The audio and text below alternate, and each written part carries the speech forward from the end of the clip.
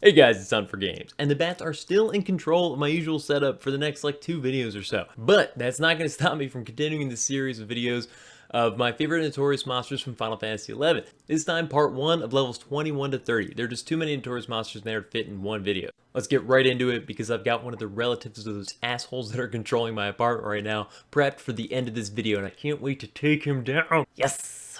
Seriously, I'm pumped. But before we get to that, let's revisit one of the more underappreciated zones of Final Fantasy XI, Pashao Marshlands. Pashao Marshlands hasn't really managed to show up in any of my previous videos, because honestly, not a lot goes on here. It's more of an in-between zone when you're headed to like Bordeaux or Rolandberry. Also, did anyone as they were a kid pronounce that like Budex? Somebody eventually told me it was probably French and pronounced like Bordeaux, and I was like, oh. It's kind of pretty in a rainy, crappy, swampy sort of way though, but it's freaking dangerous. I mean, when you're low level, those Marlboros are a pain in the ass.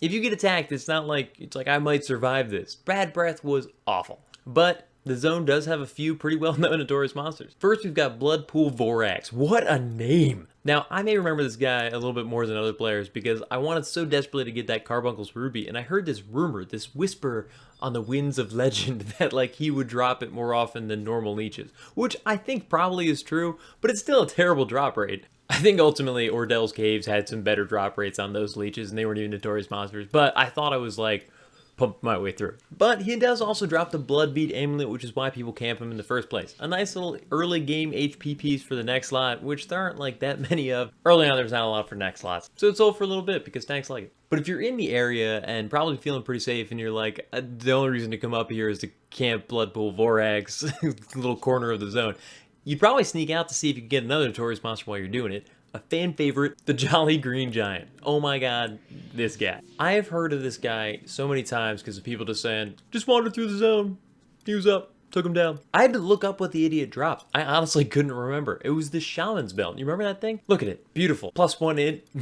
It's great for like 2 levels. Seriously, I think it might be the earliest plus int slot in waste, but in literally 2 levels, there's another option, and then another 2 levels, there's like another option. The point is, you're immediately gonna have tons of options. It's always kind of weird thinking back to those levels where like +1 int was amazing because before you're like, well, it's got defense, that's handy, I don't want to have an empty slot.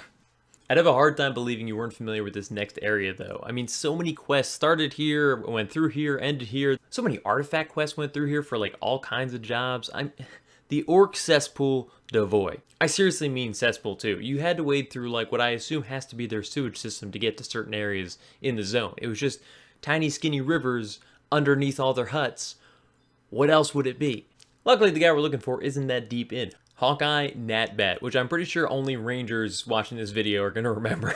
What kind of name is Dnatbat? Dnatbat. This guy dropped the Assassin's Bow, which is like pretty good, I think, for a few levels or whatever. But the real winner is the Archer's Knife. Oh my god, the Archer's Knife. These things drop like 90% of the time, but somehow that still wasn't enough to satiate the demand from every server in Final Fantasy XI. Vana'diel loved these things. It's not a get-rich-quick scheme, but you could get a decent little chunk of change for these back in the day. All those budding rangers that just desperately didn't want to waste a single arrow while fighting. I remember people would dual wield just so they could equip 2 of them. I don't even know what other subs ranger would use. Warrior, I guess? I honestly can't remember intentionally ever camping this guy, but I'd check to see if he was up every time I was going through. Maybe wait for like 1 round of pops, because Archer's not. So finally, an asshole that needs no introduction. Famous due to his, like, I'm in the way of somewhere else you're going spawn right before the entrance to Gustav Tunnel. And because early players were just fascinated by the fact that there was, like, this section of Valkyrie Dunes that wasn't on the map, but existed.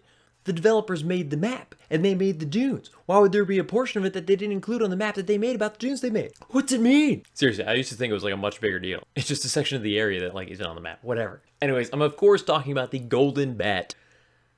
Bats. Actually, a couple of you guys referenced it a few times as soon as I told the damn bat story. They're like, you have to go kill the Golden Bat. And I was like, oh, you're right. Camping this guy was, and still is, easy, but boring as hell. He's got 2 placeholders. 3 feet apart from each other, and that's it. It can take forever. I've spent days killing these guys, waiting for him to show up.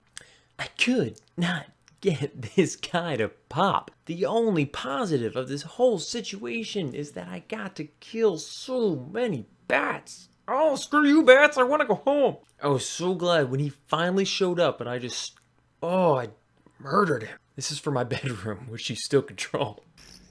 Die, devil bird!